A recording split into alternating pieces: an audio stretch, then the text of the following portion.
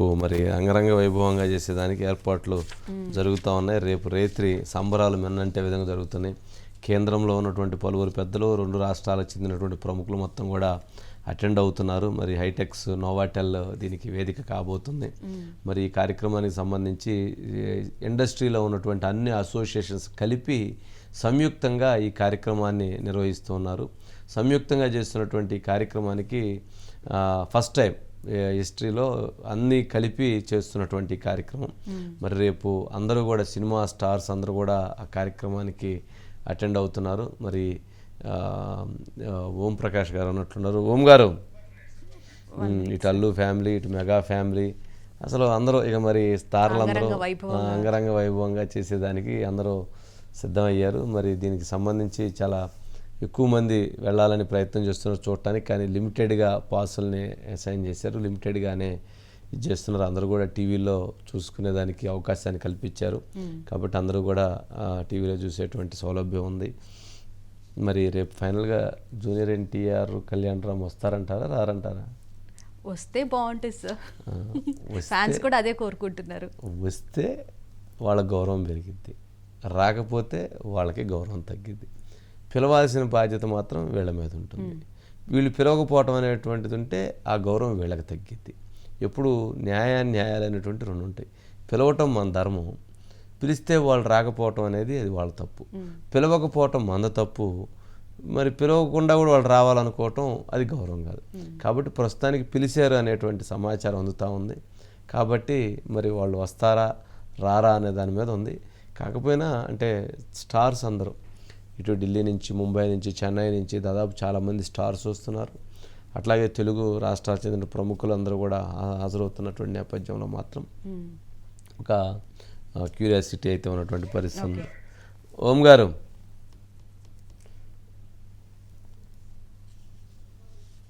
ఏంటి మొత్తం సర్వత్రా ఆసక్తి నెలకొంది ఏంటి?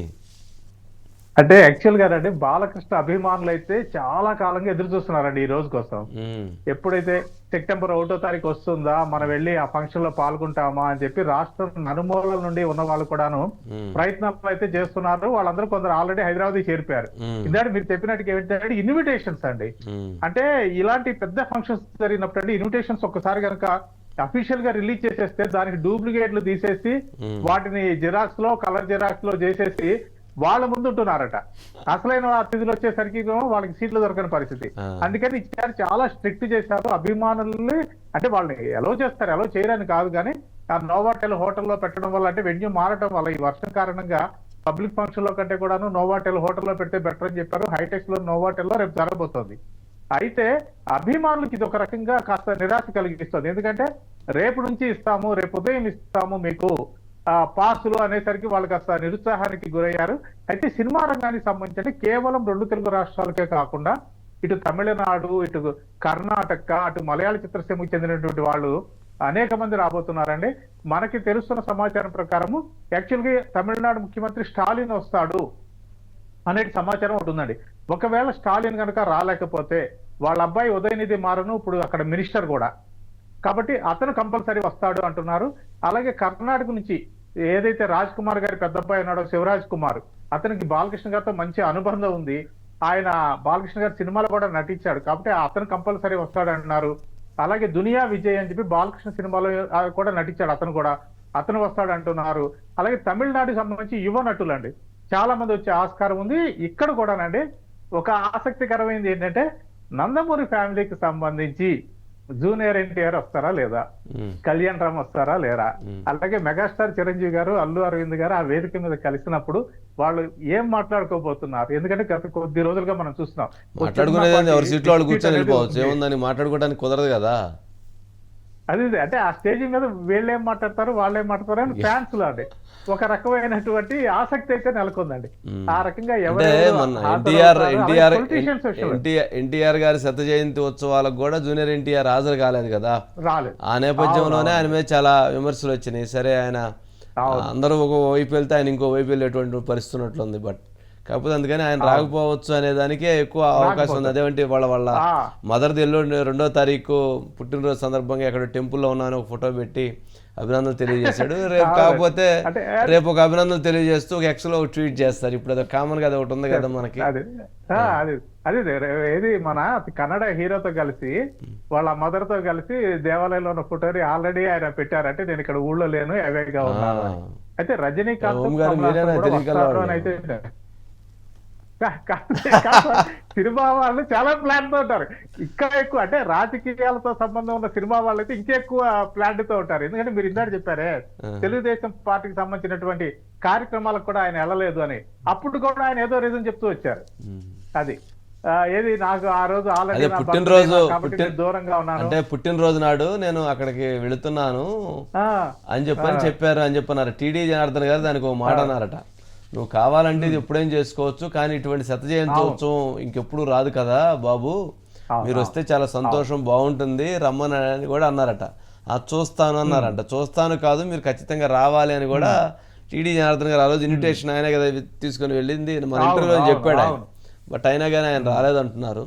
మంచి నటుడు, అద్భుతమైన తెలివి కలటువంటి వ్యక్తి, చాలా చురుకైనటువంటి వాడు, పొదునైనటువంటి వాడు, చురకత్తి లాంటి వాడు.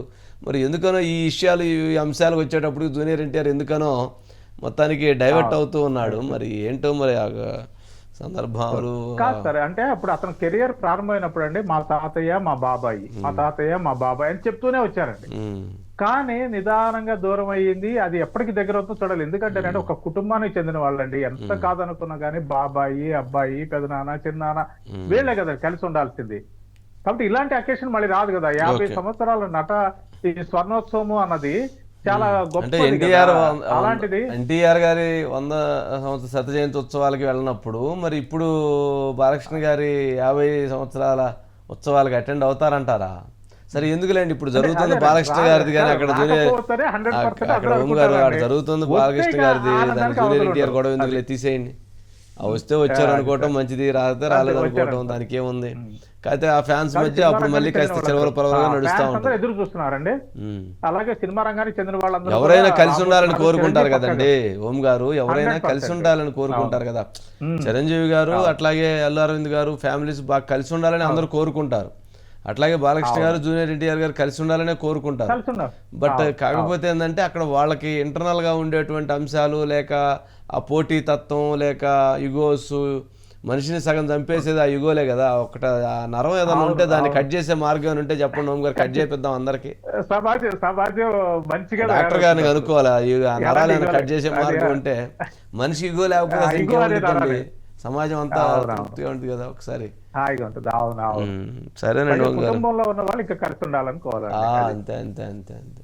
సగం కుటుంబాలు అక్కడే కదా విచ్ఛిన్నం అయిపోతుంది. ఆ యుగోస్ నువ్వు తగ్గాల నేను తగ్గాల అనే దగ్గరే కుటుంబాలు నాశనం అయిపోతున్నాయి కదా. ఒక నిమిషం ఓపిక పట్టే పరిస్థితి లేకుండా పోయింది. అంటే మనం వచ్చిన దారిని మర్చిపోతే వచ్చే సమస్య అండి ఇవన్నీ కూడా. సరే సరేనండి, ఇంకా నెక్స్ట్